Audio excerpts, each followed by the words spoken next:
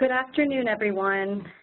It's 12 p.m. Eastern Time. We're delighted to welcome you to today's webinar entitled Welcome and Overview to the Fiscal Year 2015 Second Chance Act Grant Program for Juvenile Reentry Grant Recipients. I'm Liz Siegel, Grantee Technical Assistance Manager for Juvenile Justice at the National Reentry Resource Center here at the Council of State Governments Justice Center. Today's webinar is for grant management requirements for grantees that have received an award from the Office of Juvenile Justice and Delinquency Prevention. If you encounter technical or audio problems during the webinar, please contact WebEx Technical Support at 1-866-229-3239. During the webinar, you'll be able to submit a question at any point. To submit a question, please type your question in the Q&A panel on the bottom right-hand portion of your screen. We'll keep a running list of the content-related questions that we receive and then ask the panelists to respond to the questions during the last segment of the webinar. Please know that we'll do our best to get through as many questions as possible, but if you have questions to direct to your OJJDP grant manager, you should email your grant manager directly with any programmatic questions regarding grant management you may have. They will not be taking any questions today. So please note that this webinar is being recorded and will be available online at the National Reentry Resource Center website. And the link will also be emailed out to all those who have registered for today's webinar. In today's webinar, you can expect the following. First, you'll hear from Kathy Mitchell from the Office of Juvenile Justice and Delinquency Prevention, or OJJDP, who will provide an overview on OJJDP and expectations of Second Chance Act grant recipients. You'll hear about the Second Chance Act grant program and what to expect regarding grant management and overall federal compliance. Then I'll provide an overview of the Council of State Governments Justice Center, the National Reentry Resource Center, and the tools and resources made available to you. And finally, I'll describe and provide examples of training and technical assistance you'll receive, and Kathy and I will then take time to address any questions. And now I'd like to introduce Kathy Mitchell. Kathy is a program manager with the U.S. Department of Justice, Office of Juvenile Justice and Delinquency Prevention within the Office of Justice Programs. Her priorities within the Juvenile Justice System Improvement Division include collaborating with other federal agencies on correctional education reform, school climate and school discipline, managing culturally diverse grant programs involving Latina youth, and working with states and counties to apply and interpret policies, guidelines, and regulations for federal grants that influence and inform projects aimed at reducing recidivism and improving the quality of life for youth across the country. Kathy, I'll hand it off to you. Thanks for joining us. Hello, everyone. Liz, for that introduction.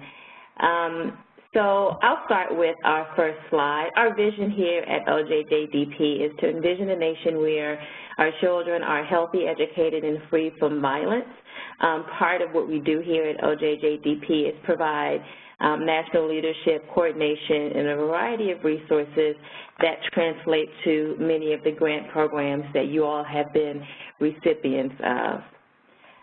This is our organizational chart. We have our administrator, Robert Listenby, followed by our senior advisors, and then we have our chief of staff.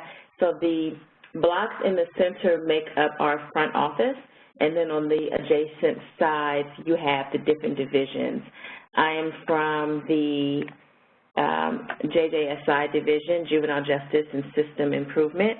We here in JJSI administer policies and programs that connect directly with the system. Our division coordinates with law enforcement, judges, courts, corrections officers, and other justice components to promote system improvement and establish best practices. We also have our state and community development division and our youth development, prevention, and safety division. OJJ improves outcomes for incarcerated youth. So the Second Chance Act was signed into law in 2008, and there have since been other improvements to it. It is a huge initiative of not only OJJDP but OJP. It is strengthening families, it's connecting communities, and it has a lot of collaborative attachments to it. It authorizes the federal government to provide grants to different agencies, nonprofits, and other entities across the country to provide employment assistance, substance abuse treatment, housing, family programming, mentoring, and other support and services.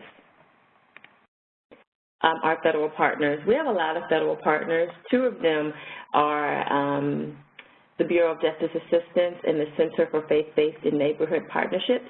They collaborate closely with us on Second Chance Act funding. Also, we work with, in addition to BJA, we work with the National Institute of Justice in support of the research and evaluation activities required in the Act. What this means is that collaboratively with us, BJA, and other partners, we're able to bring components like training and technical assistance, and we provide a lot of other training that can be crucial to you as grantees as you work toward fulfilling your goals and objectives. Grant deliverables. So each grant has a programmatic side to it and a monitoring side to it. The programmatic side is all of the administrative requirements that you have to fulfill as a grantee. So when you signed your award documents, you agreed to certain federal and regulatory guidelines. And part of these guidelines, your grant deliverables. So you have your progress reports, you have your monitoring reports, and that makes up a reporting period. And so here we have each quarter, you'll have a progress report that'll be due. The first due date is January 30th. The second due date is July 30th. You'll be getting automatic responses from our GMS system, reminding you of all of the due dates for all of your programmatic requirements. It's very important that whoever is registered in GMS be someone who can communicate with the other staff members and key stakeholders on your award, because that person is who GMS will go to. And usually that's the same person that your program manager will go to notify them of any new due dates, any new timelines, or any special requests that have to be fulfilled. So typically each grant has a variety of people, from staff holders to authorizing officials to internal and external stakeholders that are working to fulfill the goals and objectives of the grant. The program manager and GMS and OCFO, so basically all of the essential people at the Department of Justice are mainly going to communicate with the people listed in GMS. So make sure that whomever those people are, they're ones who are in the middle of everything and who can respond to any type of guidance or any type of requests that come out of our office. The federal grant cycle. So you have technical assistance, programmatic, financial, and monitoring activities. So the programmatic administrative is your progress reports, any type of deliverable that's due, your federal financial reports, drawing down funds, things like that. Your monitoring activities is just the core nature and the quality of the grant. So these are your site visits. The grant manager may come out to conduct a site visit to find out the success of your project, to assess any gaps or challenges. So it's really the meat of the project. Then we have technical assistance, and Liz will cover that at the second half of the webinar. Federal grant monitoring ensures that programs are implemented in a manner consistent with the approved task plan and provides guidance on OJP grant program requirements, federal regulations, and compliance with award special conditions and administrative and financial reporting requirements. So we could spend like 2 hours on this one slide alone. I won't do that. It is a Friday. But I will just say, pay very special close attention to the terms and conditions of your award. Each grantee has special conditions. They're going to be different for everybody. Some of them have been satisfied when you get your budgets approved. Some of them have not been satisfied until you turn in certain requests for information that you may or may not have yet. So some of them have 6-month requirements, some of them have 1-year requirements, but all of them are attached to your money.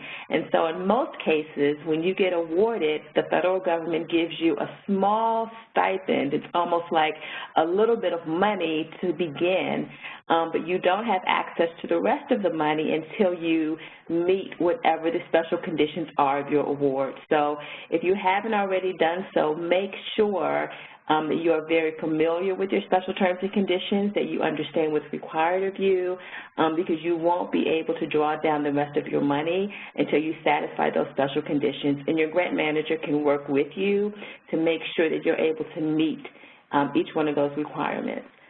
Also, part of the monitoring is the qualitative nature of your program. That is connected to the administrative requirements, which is we get into the progress reports, your progress reporting.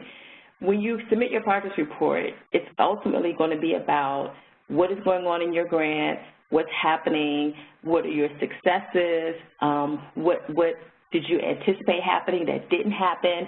So this is largely driven by your program manager.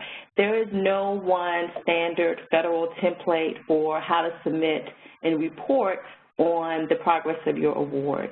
It's going to be a conversation that you'll have with your grant manager to determine what do you want to see on my progress report, what are you looking for? Are you looking for stats? Are you looking for data? Are you looking for success stories? Are you looking for all three? So your program manager will kind of set the tone for that and let you know what consists of a successful progress report and an unsuccessful progress report. But ultimately, it's just about reporting on your grant. So let me go back one slide.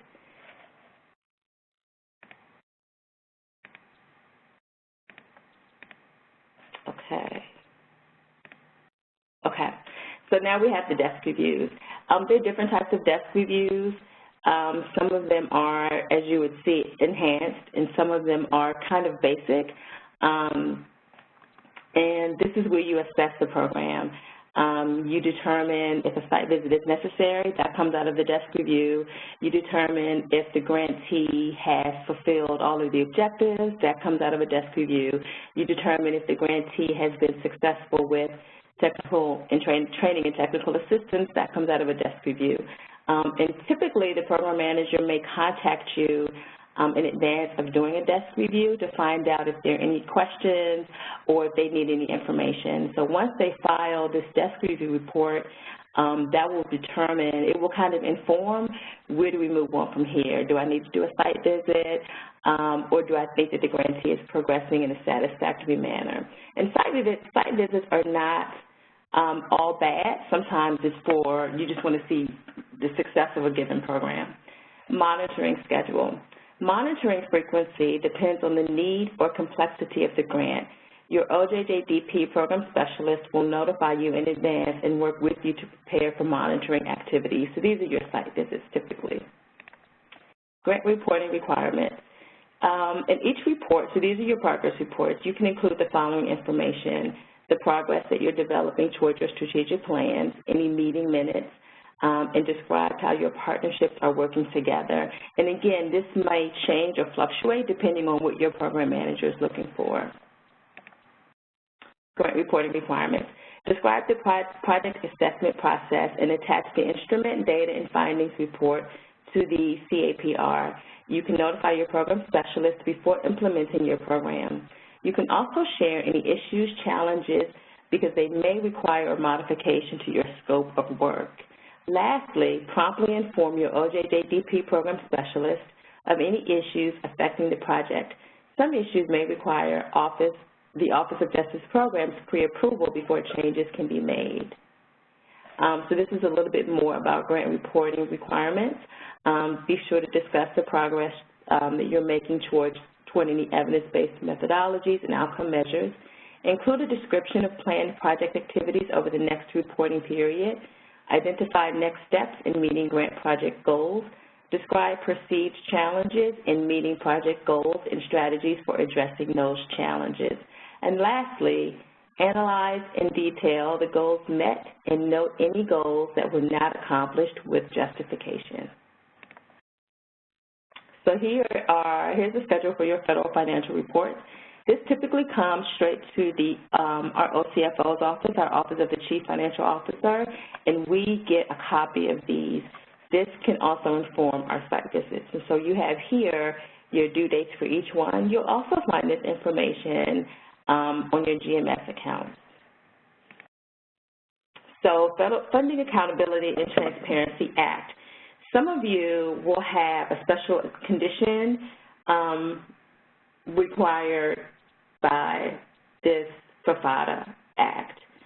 Some of you will not. But even though you may not have this listed on your award as a special condition, every grantee has to adhere to this act. This basically says if you establish any type of consulting agreement or a contract with a vendor and it's over $25,000, it has to be reported. This is something that protects you. It's kind of that open government framework where it kind of wants to make increased transparency in government dealings. And so most of you, your organizations are probably already registered with ssrs.gov. If not, you can go in, register. The process is pretty painless. And when you issue a contract or have a consultant for professional services, and it's over $25,000, you'll just have to report that information. If you have any questions, your grant manager can discuss those specific details. Grant deliverables. All reports and other documents must be attached in the grants management system. Post-award reminders. Be sure to comply with your special conditions of your award and review the post-award instructions, and here is a link for that information. So we have grants management training. We also have, as you'll see in the slides after this one, a number to call their help desk if you have any questions. And we have the financial guide. The financial guide is everything. It's going to talk about how do you create a budget, how do you itemize on that budget, how do you create a budget justification. It is literally a go-to guide concerning the financial management of your award. So definitely become familiar with that. If you have any questions, you can always contact the OCFO. They have a help desk line. You can email them or you can call them, and of course you can also consult with your program manager.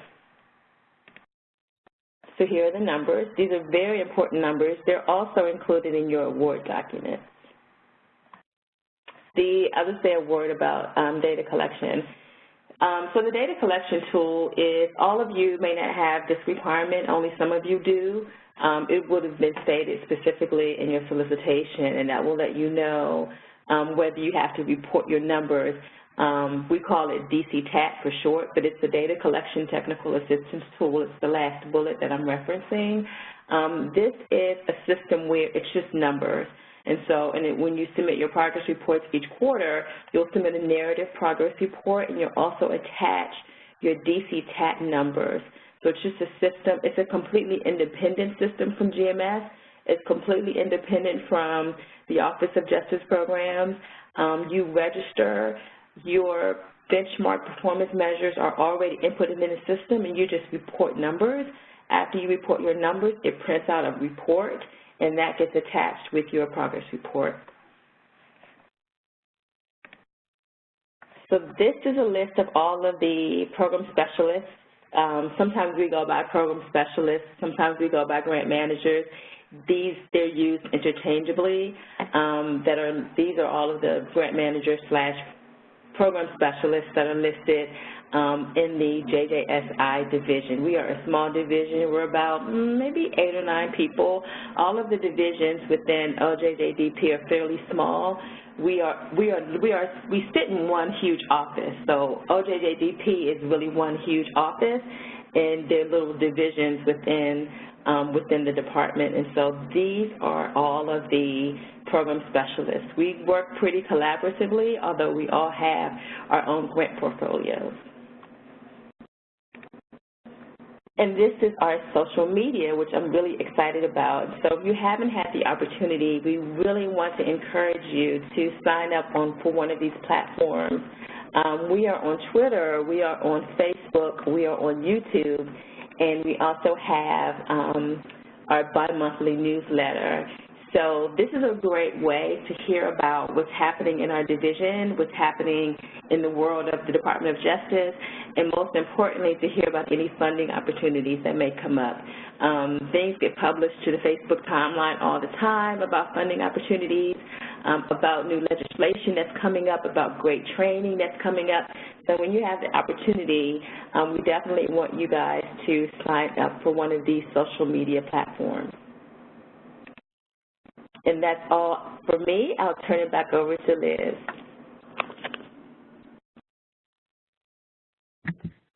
Great. Thank you so much, Kathy. I appreciate that. So now I'd just like to introduce you all to the National Reentry Resource Center.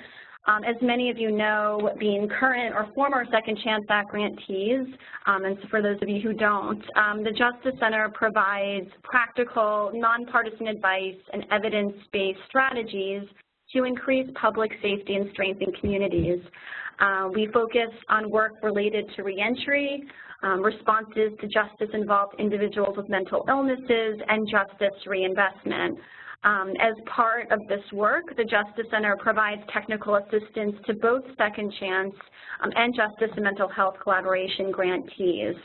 And we coordinate the National Reentry Resource Center in partnership with the Bureau of Justice Assistance, OJJDP, at the U.S. Department of Justice.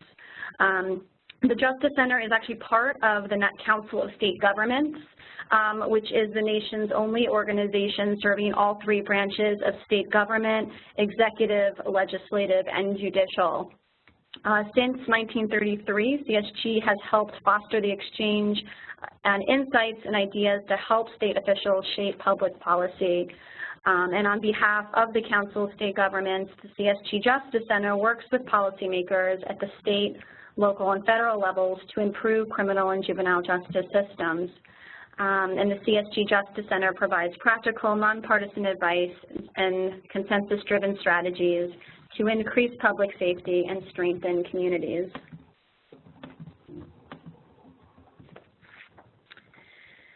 So the Second Chance Act, a little bit about this act. It was signed into law in 2008, and it's the first federal legislation to authorize federal support for reentry programs. Recognizing how complex reentry initiatives are and the importance of integrating research and evidence into those initiatives, the Second Chance Act authorized the creation of a National Resource Center for Adult and Juvenile Reentry. And in 2009, following a competitive process, CSG Justice Center was selected to launch the National Reentry Resource Center and provide training and technical assistance to all other Second Chance Act grantees. And we administer the NRC, again, in close partnership with the Bureau of Justice Assistance.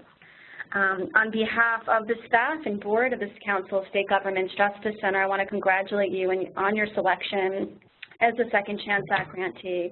The Second Chance Act grant programs are highly competitive and sought after, and policymakers at the federal, state, and local level are really looking to Second Chance Act grantees to advance their understanding of effective reentry and recidivism reduction practices. So we are wholeheartedly committed to providing support that will help you make the most of your grants, and we look forward to working with each of you as you implement your projects. So the National Reentry Resource Center has 4 main objectives as a training and technical assistance provider. The first is we provide a one-stop interactive source of current user-friendly reentry information. We identify, document, and promote evidence-based practices. We advance the reentry field through training, distance learning, and knowledge development. And we deliver individualized, targeted technical assistance to the Second Chance Act grantees. Every grantee has been assigned an NRRC staff member, and we'll soon talk about what technical assistance will look like and what that staff person's role will be like with you in partnership with OJJDP. So I'll just spend a few minutes walking you through those sections of the website that you may find particularly helpful. So let me walk you through the NRC website. This online resource center can be accessed at csgjusticecenter.org/NRRC, and it includes publications, news updates, webinars, and other resources designed to promote effective reentry practices. The website has issue pages where we provide content on key reentry topics such as health, employment, and performance measurement. We have topic pages dedicated to the many key areas of interest for policymakers and practitioners, and each topic page provides links to recent research and publications and news clips about that subject. The National Reentry Resource Center regularly hosts webinars on a variety of topics related to reentry, like education, employment, data measurement and collection, and all of those webinars are recorded, archived, and available on our website, and you can find them under the Resources tab. Also under Resources, you can find publications. The National Reentry Resource Center is building a large online library of publications related to reentry. To date, there are actually over 1,200 items in our library. So through the search box on our site, you can access our publications as well as any publications in our library. The Justice Center is also home to several projects, such as Reentry and Employment Project that's going on right now and quite active. This project's rooted in working with business leaders, policymakers, and practitioners across the country working in corrections and workforce to collaborate with the goal of improving reentry and employment outcomes for individuals with criminal histories. The NRC also hosts the What Works in Reentry Clearinghouse. This clearinghouse is a one-stop shop for research on the effectiveness of a wide variety of reentry programs and practices. It was developed for the NRC by CSG Justice Center and the Urban Institute with funding provided by BJJ. It provides a user-friendly one-stop shop for practitioners and service providers seeking guidance on evidence-based reentry interventions, as well as a useful resource for researchers and others interested in reentry. So we're constantly adding new resources, webinars, funding opportunities, and other news to our website. And so we send out a monthly newsletter that will connect you to those new resources. So we can encourage each of you to sign up for our newsletter, which you can do on our website. So the Justice Center's youth program provides state and local policymakers comprehensive research, analysis, and technical assistance that supports collaborative and consensus-based strategies that reduce recidivism, improve school discipline practices, and incorporate the appropriate behavioral health interventions for youth and their families. These youth websites will constantly be updated, as there are several resources and publications that are underway that I'll walk through with you on this webinar. So I encourage you to visit that. The Juvenile Reentry page provides the most current information and resources on what works to improve youth reentry and overall juvenile justice outcomes. So listed on here are some key organizations and leaders that are actively engaged in this work and can also support your efforts in this regard.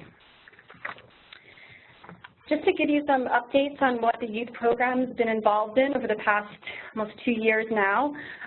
In July of 2014, CSG released 2 foundational documents to the field.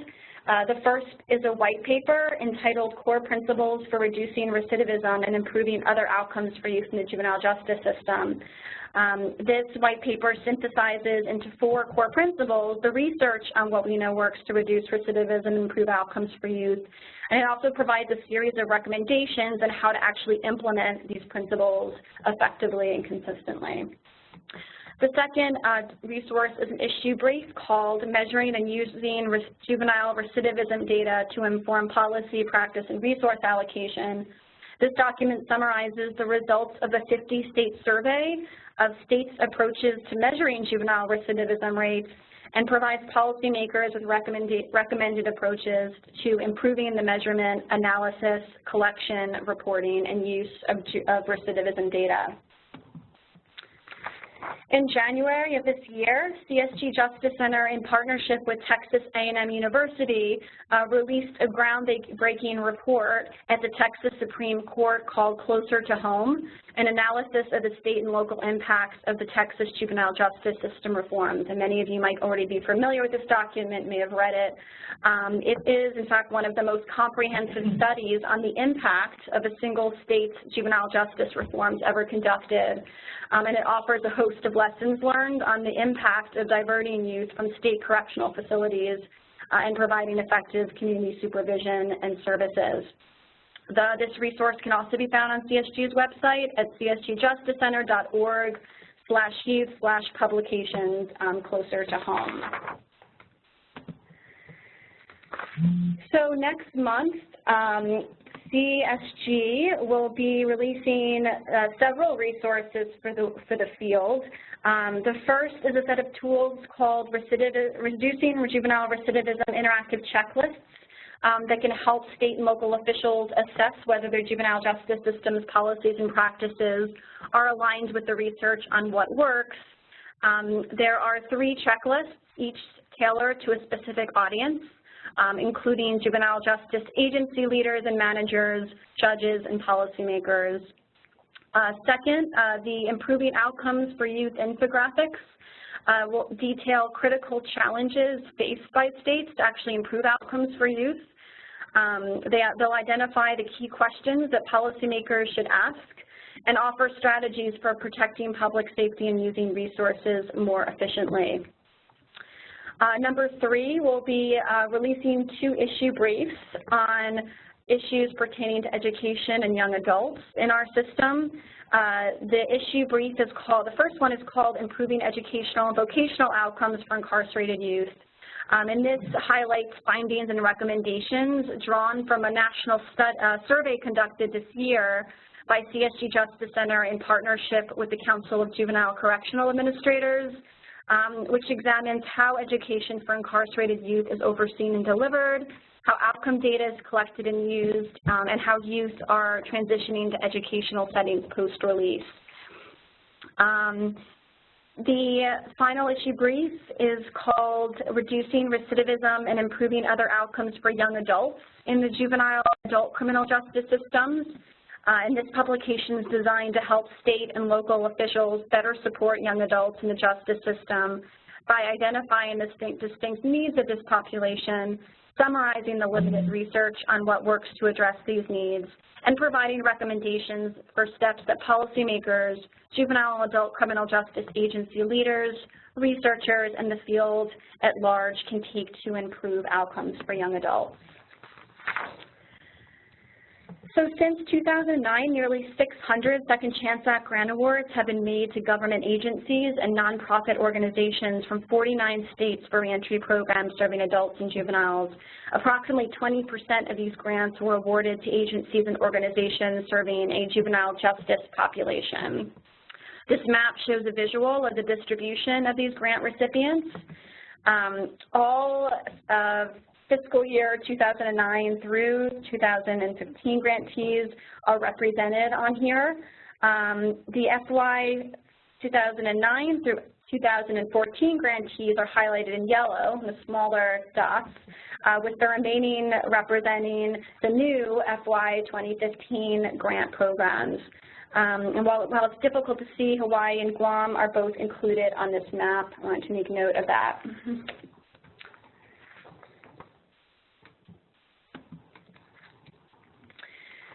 So there are 5 new Second Chance Act grant categories for 2015, all of which aim to improve reentry outcomes for youth returning from out-of-home placement. The first category, and in no particular order, is the Comprehensive Juvenile Reentry Systems Reform Implementation Grant Program, whose aim is to reduce juvenile recidivism rates and improve other outcomes for youth through the implementation of system-wide reforms to juvenile reentry systems and processes. The JSR program is composed of 2 phases, planning and implementation. In September of this past year, these grant recipients completed the planning phase requirements set forth by OJJDP to be eligible for competitive implementation funding. And so the implementation phase, which 3 states will be engaged in, is a 12-month time frame during which grantees can actually begin executing the objectives and key tasks outlined in their implementation plans and engage in efforts to track progress, communicate successes, as well as promote continuous quality improvement and sustainability. The second category is the SMART on Juvenile Justice Community Supervision Planning Grant Program. These grantees are awarded funds for a 12-month grant period to develop comprehensive plan to align their policies and practices with what research has demonstrated works to reduce recidivism and improve other youth outcomes. These planning grants provide local system leaders with the opportunity to comprehensively assess their juvenile justice systems. And then these 6 grantees that successfully complete the planning phase are eligible to competitively apply for funding to actually implement their strategic plans. The third category is the Strengthening Relationships Between Young Fathers and Their Children, a reentry mentoring project. This grant is also composed of 2 phases, planning and implementation. Similar to last year, grantees must go through a planning phase in order to proceed to implementation after having completed a planning and implementation guide that I'll talk about for later on. This is the 2nd year OJJDP has funded this grant program.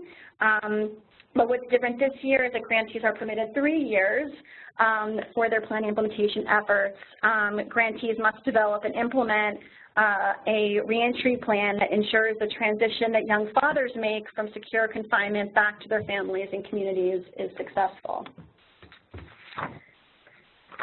The 4th category is the Strengthening Families and Children of Incarcerated Parents Grant Program, which expands services to minor children who have an incarcerated parent housed at a Bureau of Prisons facility through services that facilitate healthy and positive relationships between incarcerated individuals, their children, and caregivers.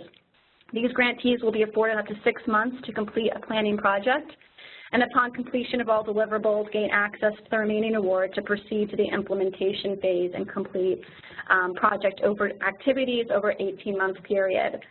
These grantees will be partnering closely with OJJDP, the Bureau of Prisons, and NRRC over the course of their projects.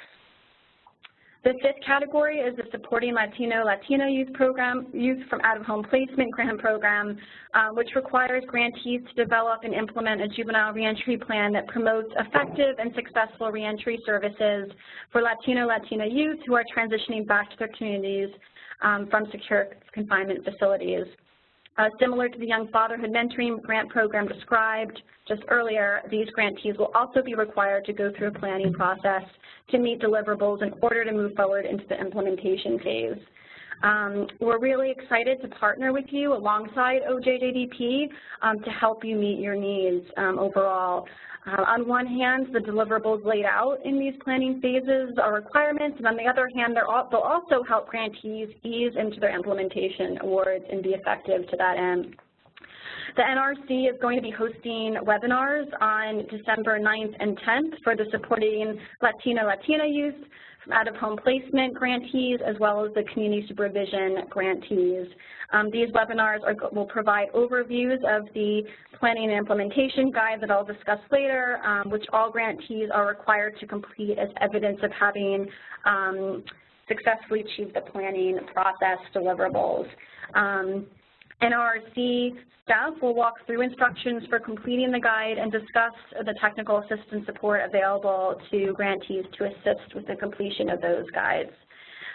We'll be sending you invitations to these webinars shortly. For the Young Fatherhood Mentoring grantees and Strengthening Families and Children of Incarcerated Parents grantees, you'll be hearing from your NRCT provider and OJJDP regarding next steps, as many of you have already. And I have reached out to the JSR implementation grant recipients to participate in the peer learning conference call, at which point we'll discuss the implementation guide, discuss projects, and how we can best serve your needs, both the NRC and OJJDP. This graph in front of you displays the number of grantees in each grant program. So there are 25 grant recipients total and 19 states represented, and I'll go through those quickly. Those states include Iowa, North Carolina, Virginia, New York, Indiana, Connecticut, Guam, Georgia, Massachusetts, Nevada, Arizona, California, Texas, Oregon, New Mexico, Hawaii, Kentucky, Maryland, and Pennsylvania. So something new that will apply to this new, the 6 SMART on Juvenile Justice Community Supervision Grant recipients to ensure that CSG Justice Center's training and technical assistance is tailored to the unique challenges and needs of community supervision agencies that work with youth. CSG Justice Center is partnering on this grant program with 2 of the most experienced and respected organizations with expertise in improving juvenile community supervision agency policies and practices. Those organizations are the Robert F. Kennedy, or RFK, National Resource Center for Juvenile Justice, the NRC, and the American Probation and Parole Association, APPA. Some of you will receive more frequent contact from the NRC and some from RFK. The RFK supports state and local community supervision agencies seeking to improve system performance and outcomes for youth involved with the juvenile justice system. The RFK-NRC builds upon the John D. and Catherine T. MacArthur Foundation's significant investment in supporting juvenile justice reform and was launched in August of 2013. In particular, that RFK-NRC specializes in the review and improvement of juvenile probation systems, the use of a model framework to improve policies governing the collection and sharing of data, information, and records for youth and families, and improvement of the outcomes for youth who come in contact with both the juvenile justice and child welfare systems. This improvement model is codified in the Foundational Probation Review Guidebook, which establishes a detailed process for juvenile community supervision agencies to assess and improve their policy, practices and performance.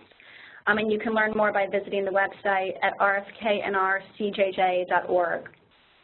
The American Probation and Parole Association, APPA, is an international membership association representing approximately 40,000 probation, parole, and community-based corrections personnel in both adult and juvenile sectors, including practitioners from federal, state, local, tribal, and private sector agencies.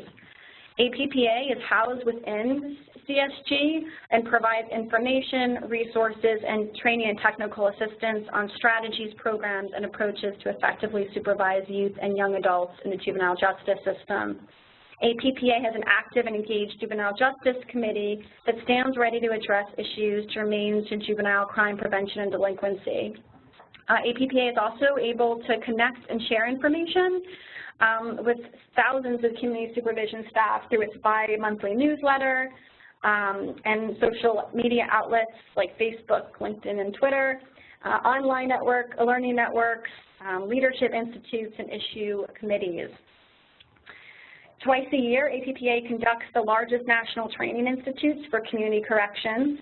The annual and winter institutes offer workshops, special sessions, a resource expo, and the networking opportunities are plenty for juvenile and criminal justice practitioners. And to learn more, you can visit the website listed in front of you, appa-net.org/eweb.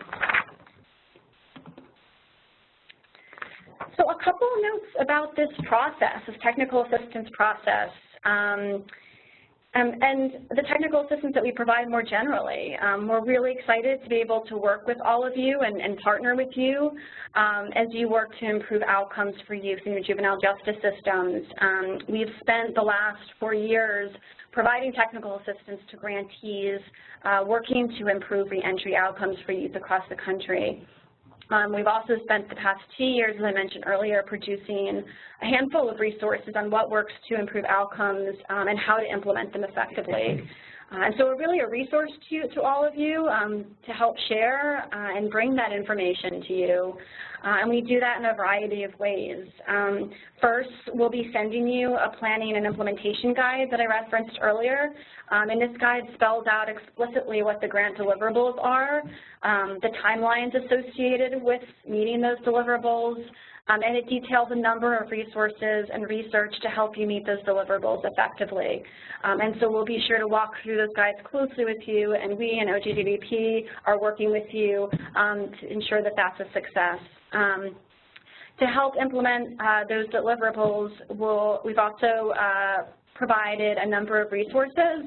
So first, we'll schedule a monthly call with you. For some of you, these will happen more frequently, for others less, but they're really designed to ensure you have regular access to your technical assistance provider to be sure the resources offered, as well as the policies and practices developed through this process, are based on what we know works through research and practice to reduce recidivism and improve other outcomes for youth, and based on broader policy and practice changes that can really impact reentry for the youth and young adults with whom you work. We continually offer opportunities to connect with other grantees and leaders across the country. We've worked with a number of state and local and juvenile justice systems over the past number of years, and so if you're looking for support around topics such as education and employment, tracking data, or using risk assessments to inform policy and practice, there are certainly peers, examples, and models that we can share with you. We also do a series of webinars on special reentry topics of interest, so those both in the area of adult corrections and juvenile justice. We can offer a host of resources and tools for you, many of which are on our website, but we also work with a range of experts in the field. So whether it's strengthening educational connections for youth upon reentry, increasing and measuring family engagement throughout the reentry process, or mentoring youth who are involved in the juvenile justice system, we have a range of experts and can connect you to them in a variety of ways. We try to do at least one site visit to each grantee, at which point, as mentioned earlier, we can facilitate meetings, and we can do a handful of activities like bringing stakeholders together to share research and best practice, facilitate analysis of gaps and barriers to effective reentry practice, and help develop implementation and action plans that will help you address your needs. So while we're here to help you meet your grant deliverables, we're also here to provide support on your scope of work and overall reentry outcomes or reentry systems to best support youth outcomes. So this slide includes just some quick examples of what technical assistance actually looks like in practice. So what does this mean? We can first sort of help you think through how to track recidivism and other outcomes. So this is a challenge for many systems in terms of collecting the data that they need to show that they're making a positive difference, how to actually analyze that data and what to do with that data. And so we produce a number of resources around this topic and can provide training and technical assistance to help you strengthen your data needs. As I mentioned earlier, we often facilitate strategic planning sessions that can include meetings of your reentry task force, or if you have other stakeholder groups or advisory groups, collaboratives, to help you think through policy and practice changes that can make an impact for the youth you serve. We provide training on what works from the research to reduce recidivism. We know there is an influx of evidence-based practices, a lot of discussion on evidence-based practice in the field now. Sometimes it can feel like everything is evidence-based practice, and it can be sometimes difficult to distinguish what people are calling evidence-based practice is from what's actually been proven to work. And so we have a host of resources that we can share with you and also provide direct training to you and your staff on what's been shown to work to get better outcomes for youth. And then finally, we'll partner with you on an ongoing basis to help you develop action plans, implementation plans, and sustainability plans to make sure you have the tools and resources you need to make your programs, your projects, your initiatives successful. And so we're really a resource for you specifically and the folks you work with, as well as the broader field to get better outcomes for youth. So a general timeline of what the process will look like. Oops, I skipped over. This is a general timeline of what the process is going to look like over the course of the next year or so. Hopefully you've all heard from your technical assistance provider already. We have certainly learned that from past experience that, this relationship with your TA provider is a really crucial element to us being able to support you and really address your needs. And so being able to get to know you, get to know how your system works, your partners, and really get to know how your programs and services function is really the first key part of that relationship. For community supervision grantees, since this is an intensive and in-depth planning process in particular, we'll be asking grantees to send us a number of documents and information about your current juvenile justice system and reentry supervision processes. And after this call, your TA provider will follow up with you to identify those documents to share with us. More generally for everyone, we'll be having, as I mentioned, webinars in the beginning of December around the planning and implementation guides for particular grant programs, and for the young fatherhood grantees, for the strengthening family and children of incarcerated parents grantees, and the JSR cohort. We will be following up with you individually in that regard. So we'll be sending you those before these webinars, so you'll have a chance to review them, and we ask that you come prepared to those webinars with any questions or concerns that you might have. Following the webinar in December, and for some of you earlier, we'll really want to have that first in-depth phone call with you to review how your system works, review your proposed scope of work, and begin thinking through how we can be most helpful. And then really over the next few months, there's, of course, the completion of the specific deliverables outlined for the planning phase of your grant. And in general, our experience is that it takes grantees about 6 months to complete those deliverables, depending upon your system. If you already have a task force in place or data plans or some other requirement, it might take some grantees less time and others more time. But we'll be sure to work with you in a very individualized way to support those needs and communicate progress and expectations with you and with OJJDP in partnership. We do want to flag that we'll be hosting a conference in December, as many of you already know and are registered. This is a conference for all Second Chance Act grantees. It's a really unique learning opportunity to hear from experts across the country on different reentry topics. It's a great chance to meet those on the webinar today, your peers, and get some really great information that you can take back to your program. So we're really looking forward to connecting with you about that, and your TA provider will be happy to share with you more details on those sessions in particular. So, your team of NRRC technical assistance providers consists of a number of folks who have a lot of experience working with youth, young adults in the juvenile justice system, and with states and counties that are really working to improve outcomes for youth. So, hopefully you've heard from Cynthia, Mark, or Roneen, or myself, and if not, you'll be hearing from us shortly. So I want to say thanks again to Kathy Mitchell. We are going now to begin the Q&A portion of the webinar.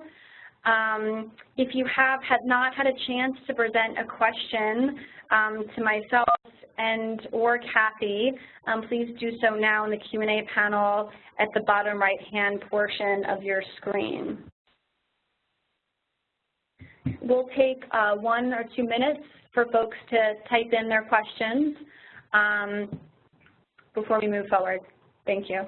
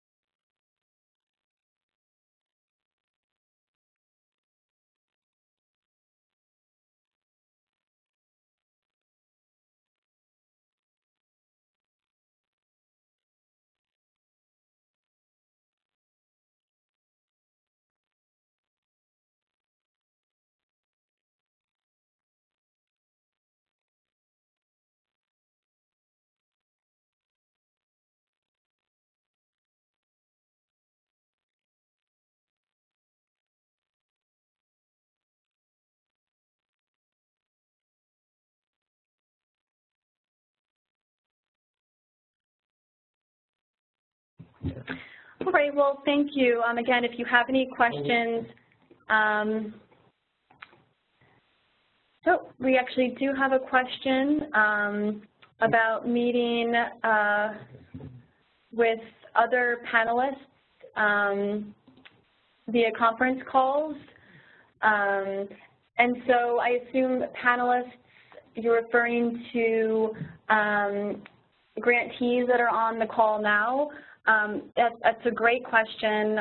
We certainly, as part of our work, are looking to create more peer learning opportunities and chances to really connect folks with each other. And so your technical assistance provider, OJJDP, will together talk with you about how to increase those opportunities. And today before, sometimes we'll have conference calls around particular topics and bring grantees together, topics like education, family engagement. But other times, we want a grantee to share with each other what they're doing in their projects, so we'll facilitate those connections.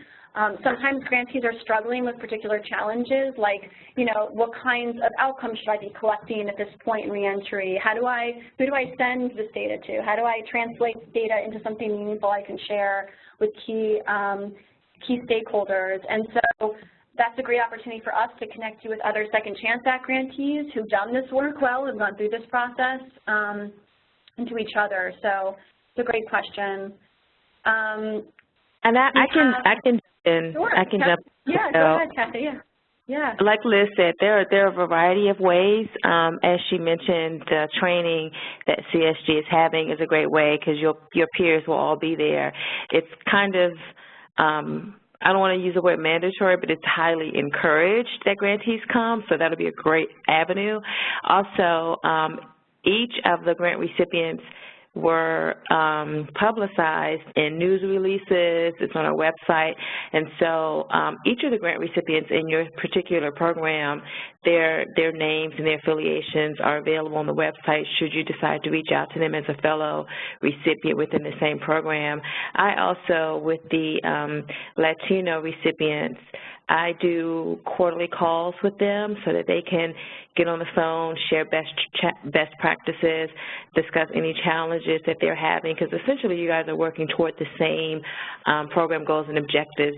That they'll change a little bit, but the ultimate goal is the same. And so you can always reach out to your grant manager to see if there are other recipients that they may want to put you in touch with.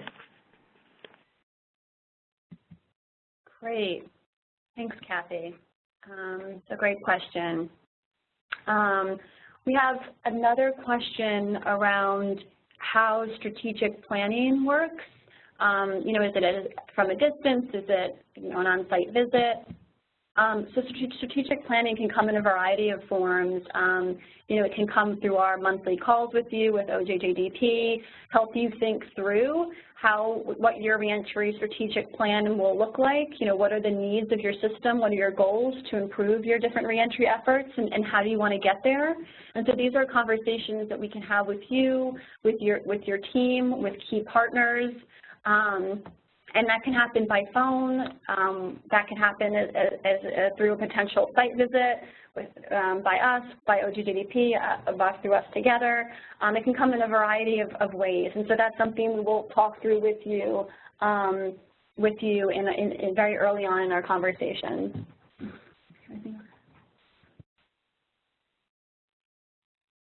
And there's another question here, and Kathy addressed a lot of this too, but it's about the conference. Who are the best people to send to the conference? You know, is it a program director, someone from finance, grant management? I'll let Kathy add to this too, but you know, my reaction would say it would be important to send folks who are living and breathing this work, right, who are working with young people in the system, who are going to be directly responsible for carrying out these grant projects. So folks who sort of have their boots on the ground, I think having your finance staff and grant managers are certainly an important part of the team.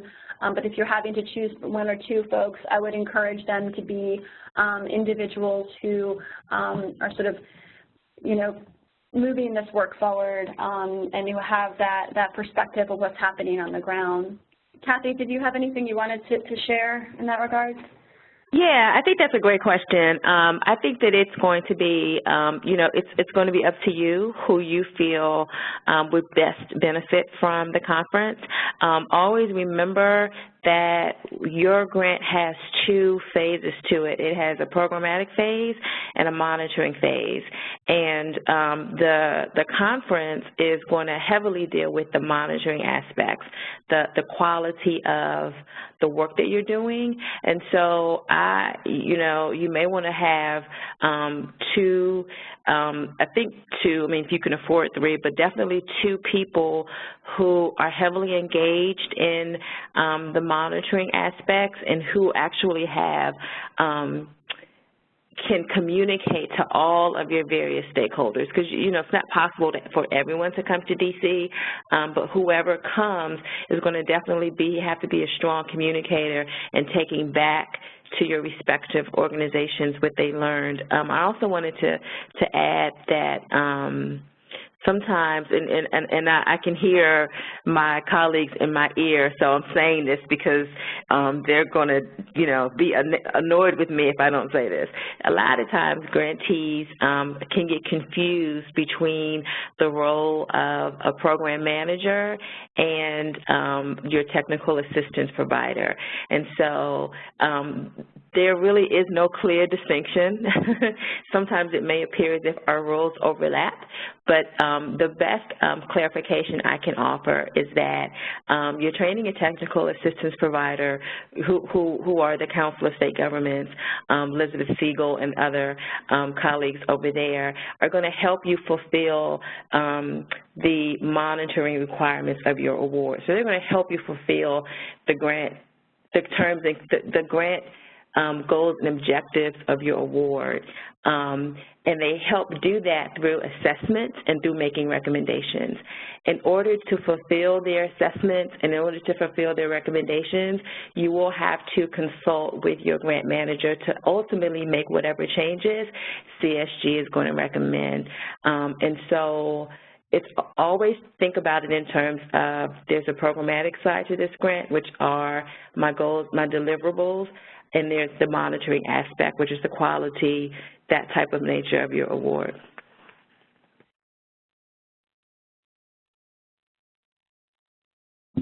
Great, thanks so much. That's a really important clarification, distinction, Kathy. Thank you. And I'm looking through, it doesn't appear that we have any additional questions. And so, again, feel free to contact any of us following the webinar if other questions should come up. Today, I guess with that, we'll be concluding today's webinar. Just so you know, after you exit the webinar, you'll see a brief survey that's going to appear on your screen. And so by answering the questions in the survey, you'll really be helping us, the Resource Center, to improve on the services we offer. So we'd really appreciate it if you just take a few minutes to complete that. We will be emailing a link to the recording of this presentation, as well as a link to the PDF for the PowerPoint slides used in the presentation early next week. And these links will also be made available on the National Reentry Resource Center's website for you to share with staff or others. And again, please remember to subscribe to the NRC's newsletter at csgjusticecenter.org/subscribe and take advantage of all the resources and material that OJJDP and the NRC have provided you today, which we'll continue to make available. Thanks again for your participation in this afternoon's webinar. Have a great day and a great weekend.